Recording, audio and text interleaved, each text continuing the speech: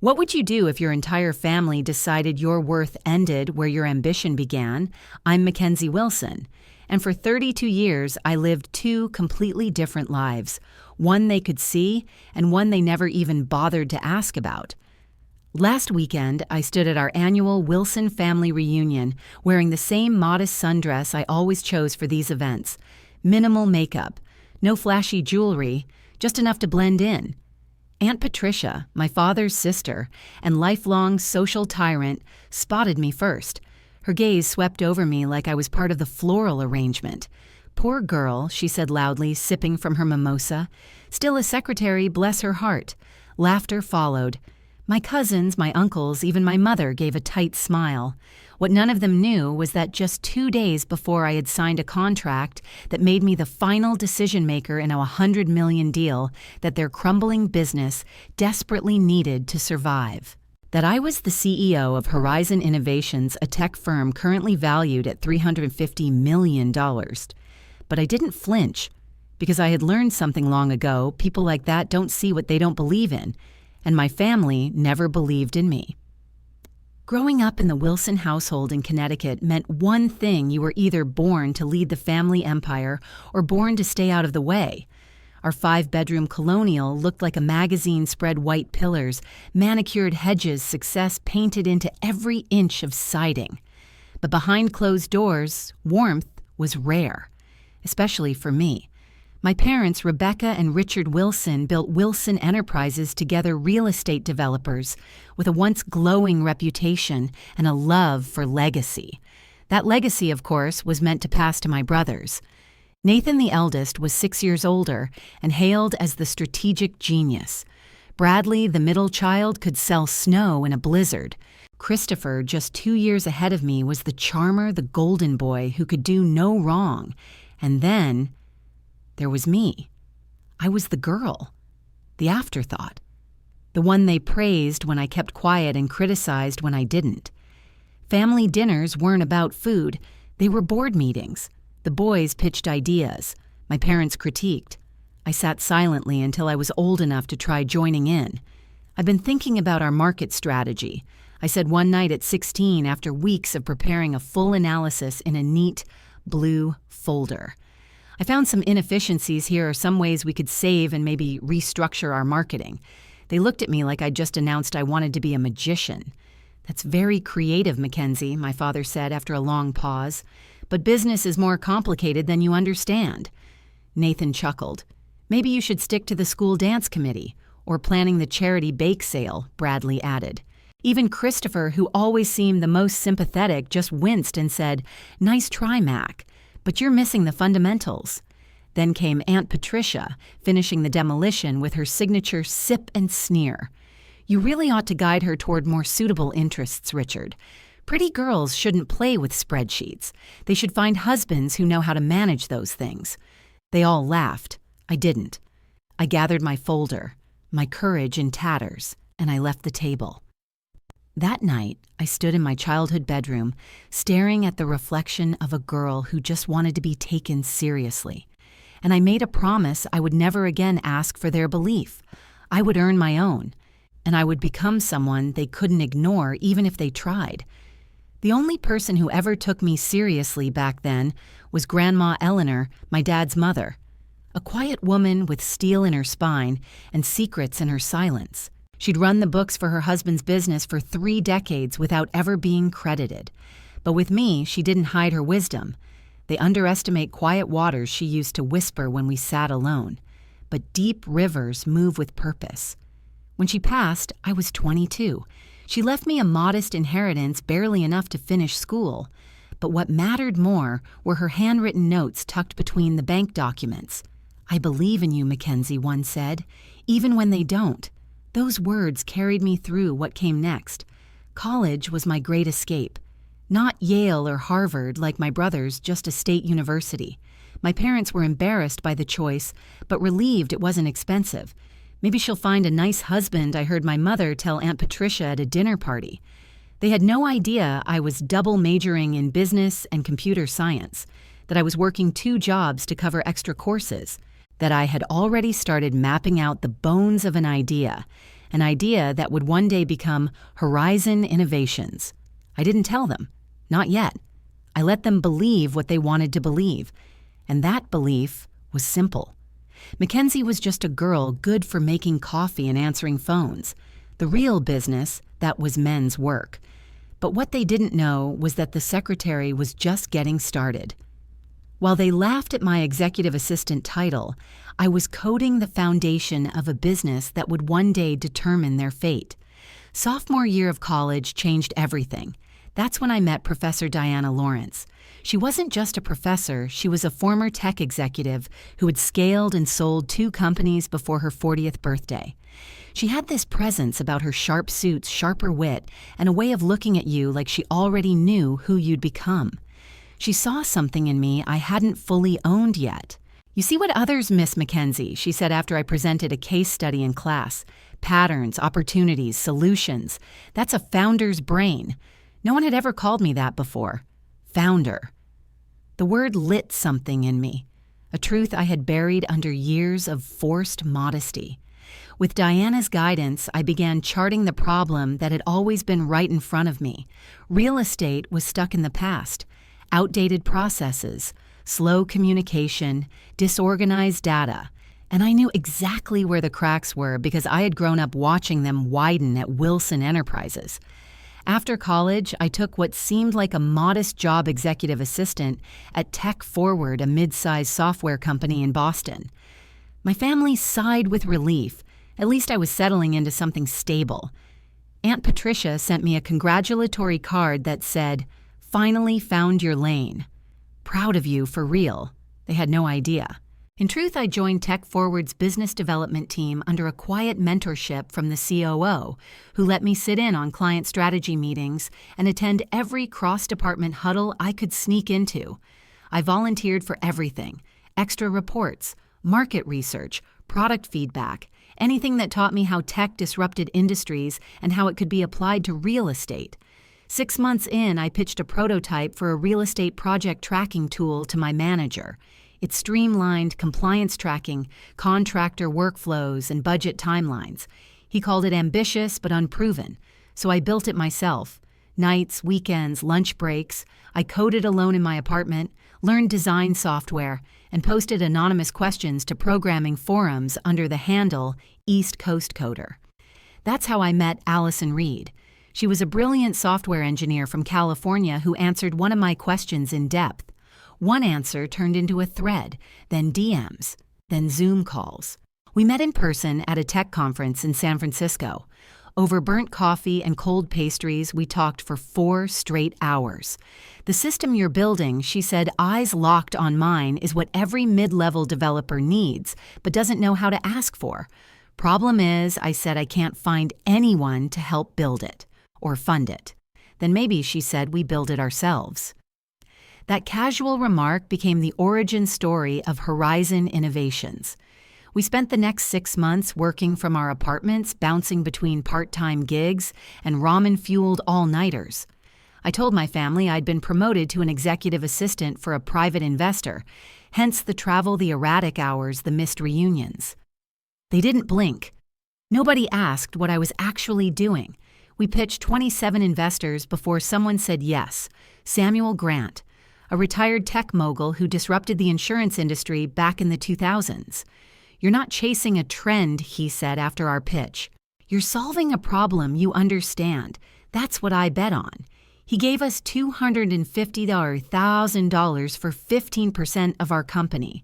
It was the beginning of everything.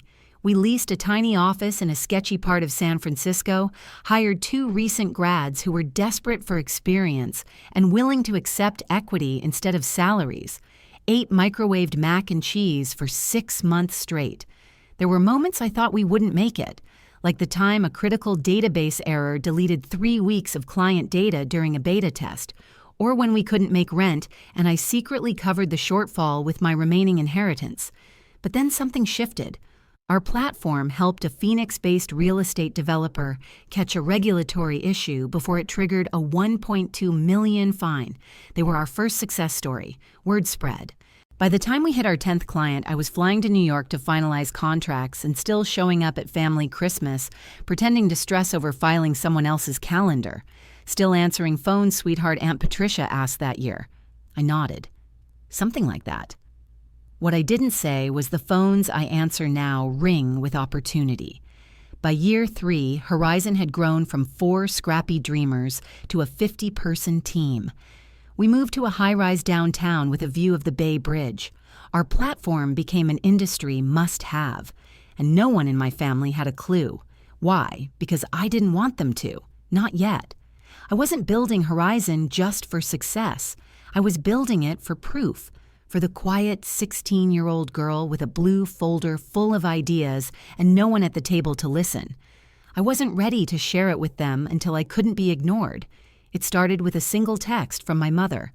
Emergency family meeting this weekend. Your father insists. No exceptions.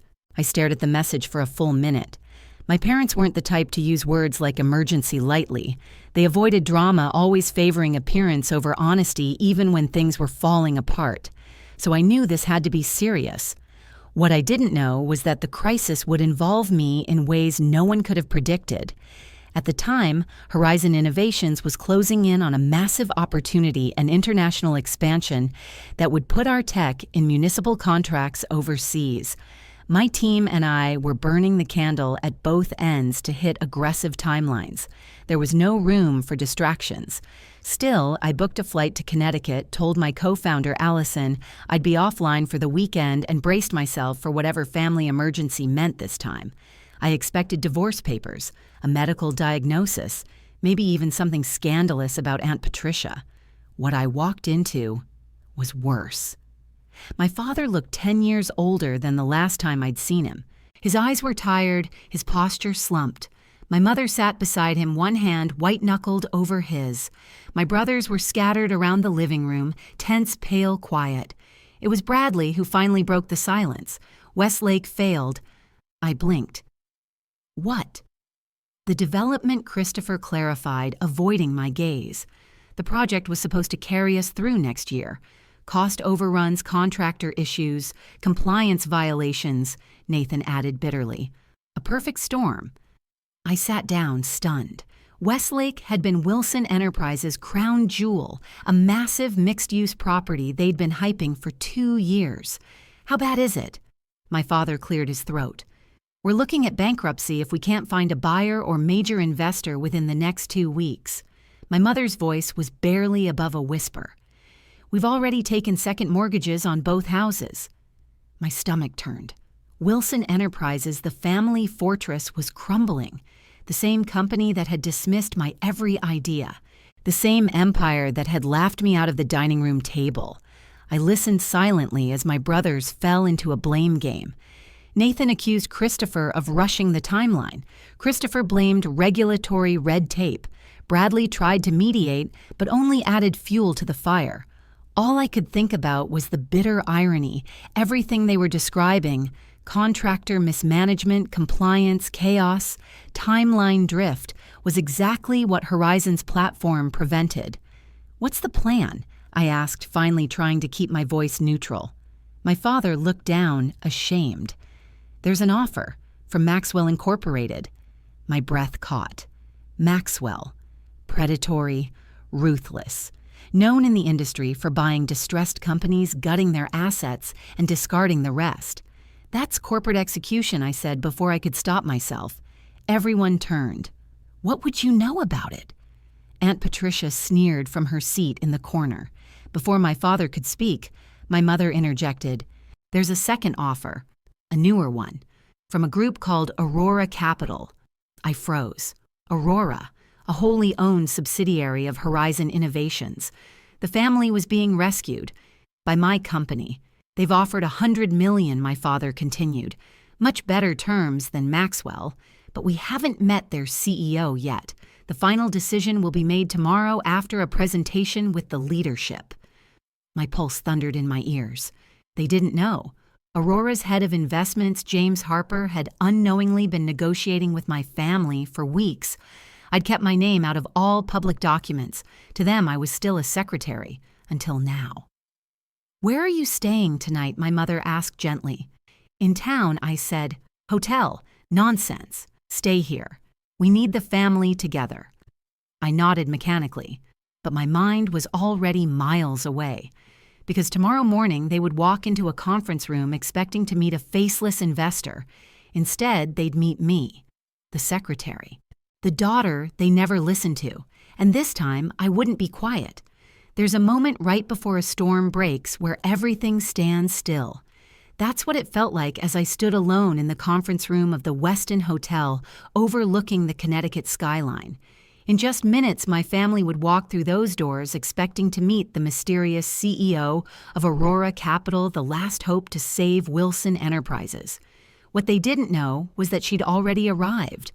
I wore a tailored charcoal suit, subtle heels, minimal jewelry save for one pair of diamond earrings, my grandmother Eleanor's. She used to wear them during tough negotiations. "These are my armor," she once said. "They remind me what I'm worth." Today, they were mine. The conference room door clicked open. I heard them before I saw them. My father giving last-minute reminders, my brothers murmuring concerns, Martin, our family lawyer, shuffling papers. Then came Aunt Patricia's clipped tone, trailing behind them like perfume. They entered in a cluster, still mid-conversation. "The CEO should be here any minute," Martin was saying. "It's imperative we make a strong impression." Their words faltered as they saw me standing at the head of the table. My father blinked. "Mackenzie, what are you doing here?" "This is a confidential meeting." I turned to face them, calm, controlled. "I know. That's why I'm here." Confusion rippled through the room. Christopher stepped forward. "Mac, we're about to meet with Aurora's CEO. This isn't the time. I am the CEO." Silence. It was as if I'd spoken in another language. Martin's head whipped around. "I'm sorry," I took a deep breath. "I'm Mackenzie Wilson, CEO of Horizon Innovations and Aurora Capital. The company your firm is negotiating with, it's mine." The silence cracked under Aunt Patricia's voice. "Don't be absurd. You're a secretary." "No," I replied. "That was a cover. I've spent the last 8 years building a tech company that now evaluates at $375 million. I lead a team of over 100 people. I run one of the fastest growing firms in real estate tech. And as of this morning, I hold the controlling stake in the only company willing to save Wilson Enterprises." Still, they stared. So I reached over, pressed the intercom. "Send in the executive team, please." The door opened again. Allison, Jessica, Robert, Tara. They walked in like a unit poised, professional, silent. Each carried a presentation folder bearing the Horizon logo. As they took seats around the table, I could see the dynamic shift. My family looked outnumbered, outmaneuvered. "Allow me to introduce my leadership team," I said. Allison Reed, co-founder, Jessica Peters, CTO, Robert Martinez, CFO, Tara Franklin, COO. No one spoke. Then my father sat down slowly. "All this time?" "Yes," I said, "while you thought I was answering phones." Aunt Patricia laughed awkwardly. "This is ridiculous. Richard, call security. This is clearly some performance." Tara spoke up, her tone crisp. "Ms. Wilson's credentials can be verified through our legal and financial records. We're prepared to show you audited statements, SEC filings, and our investment portfolio." Robert activated the conference screen displaying corporate org charts, press releases, and screenshots of media coverage with my name listed as CEO. "This is impossible," my father murmured. "It's not," I said. "You just never looked." Nathan stood angry. "So what this was, revenge, you hid this just to humiliate us?" "No," I said calmly. "I hid it because I knew you'd never take me seriously. I knew that if I came to you with an idea, you'd call it a hobby, a distraction, something for a girl who didn't understand real business." My father rubbed his face, speechless. Christopher looked at me, eyes full of shock and something else, regret. Bradley, ever the strategist, broke the silence. "Is the offer still on the table?" "Yes," I replied. "A $100 million investment restructuring the company under Horizon's leadership. You'll retain 20% equity if you're willing to adapt." "And if we say no," Aunt Patricia hissed. I looked her square in the eye. Then Maxwell takes everything, and your legacy is gone. She opened her mouth but said nothing. My father finally spoke. I want to see the full terms. Of course, I said. Take your time. As Tara distributed the documents, Christopher lingered beside me. All those years, he said quietly. You weren't just asking questions at dinner. You were doing research. I was trying to help, I said. You just weren't listening. He looked down, ashamed. And as I walked out of the room, I realized something. They'd underestimated the wrong woman. Power shifts are rarely quiet, and this one thundered through every corner of my life. The Horizon-Wilson merger moved quickly. Within 3 months, Wilson Enterprises was absorbed into Horizon Innovations under our restructured entity, Wilson Horizon Group. New systems replaced old paper trails. Smart compliance tools replaced late-night regulatory panics. For the first time in decades, the company functioned like a modern business, and I was in charge. My father stepped down into a ceremonial chairman emeritus role, still honored, still present, but with no authority. It wasn't easy for him, but I think he knew deep down it was time. The numbers didn't lie. Nathan couldn't handle the shift. He left within the first month, muttering something about starting fresh in Chicago. I later heard through the grapevine he was trying to launch a boutique development firm. I wished him well, but didn't reach out. Bradley surprisingly thrived. His charm, once wasted on cocktail banter, now drove sales in our new outreach division. He adapted quickly to our software, even attending training sessions voluntarily. We weren't best friends, but we found something like mutual respect. Christopher took it the hardest. He blamed himself for the Westlake failure, for nearly sinking the company, for never backing me when he could have.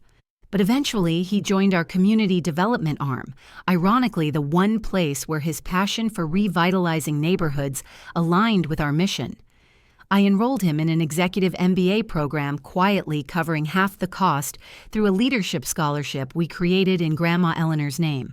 My mother surprised me the most. She called me 2 weeks after the reveal. Lunch, she asked. Just us. We met at a quiet bistro, no press, no lawyers, no aunts. Hovering nearby, she looked across the table, eyes glassy.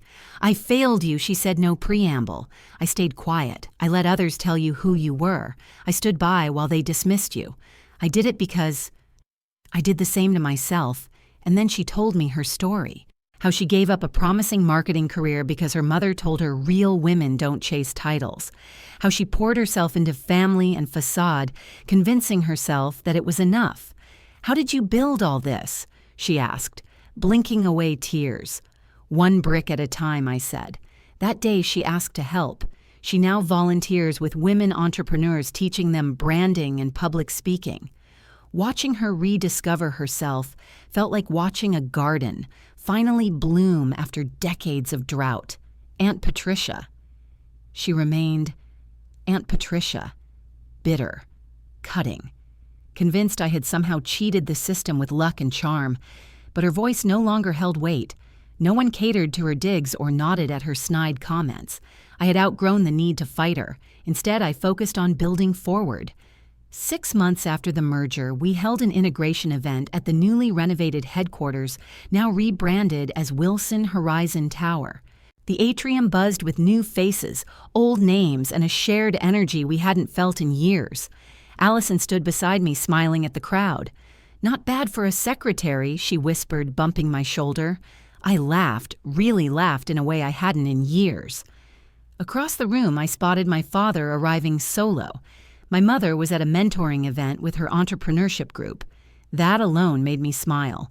He wandered toward me slowly, unsure.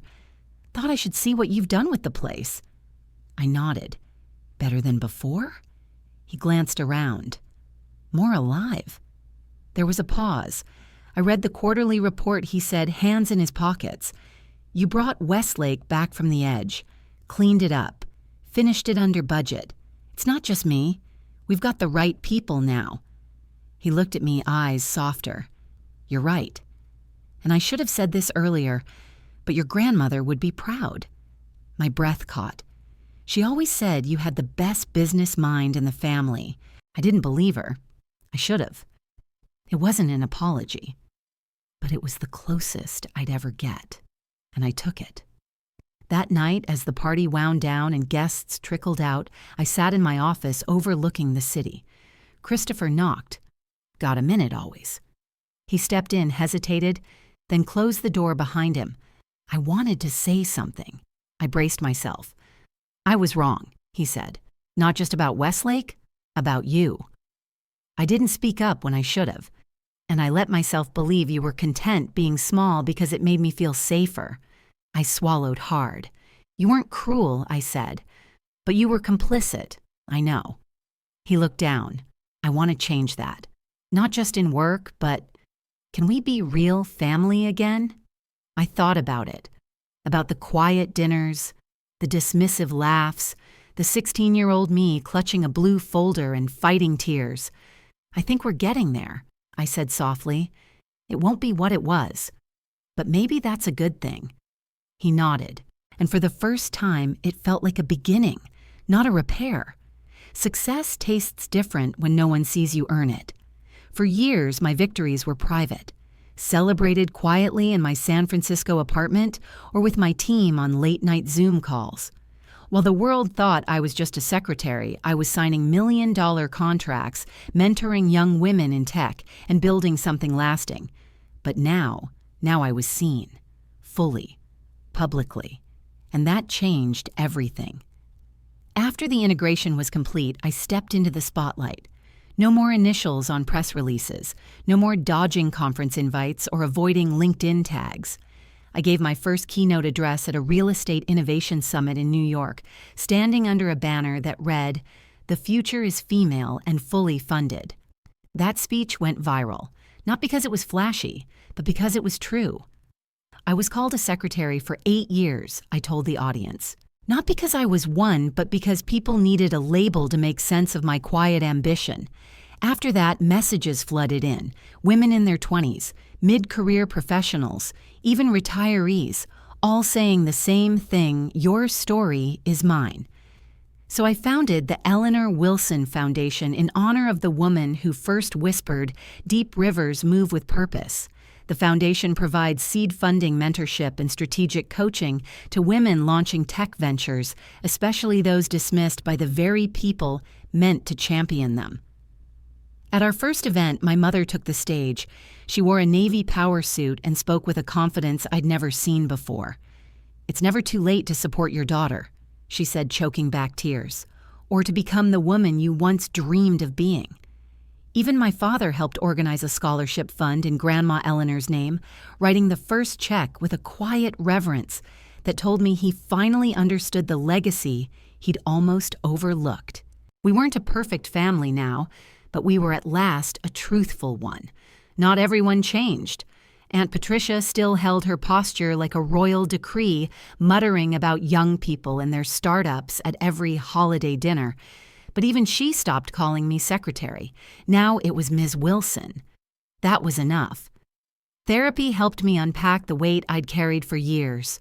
The hurt of being ignored, the fear that no amount of success would ever matter to the people I loved most. Dr. Karen helped me see that I hadn't just been hiding my business, I'd been hiding myself. I don't anymore. Now I mentor a new generation of women with the scars I once tried to hide. I tell them this: your worth doesn't need permission. Your ambition doesn't need validation. You don't need their belief to begin, you just need your own. And they listen. Because when you've spent a lifetime being underestimated, there's nothing more powerful than choosing to be undeniable. Looking back, I don't regret the secrecy. It taught me to build in silence and rise with strength. But I no longer need to prove anything to anyone, not even myself. What started as a need for recognition evolved into something greater, a platform, a purpose, and a legacy not inherited but earned. As I leave the office tonight, lights glowing across the skyline, I pause at the front desk, now manned by a bright-eyed intern named Danielle. She smiles. "Heading out, Ms. Wilson?" I smile back. "Yes, but I'll be back. Because my journey didn't end with a reveal. It began there, and I'm just getting started."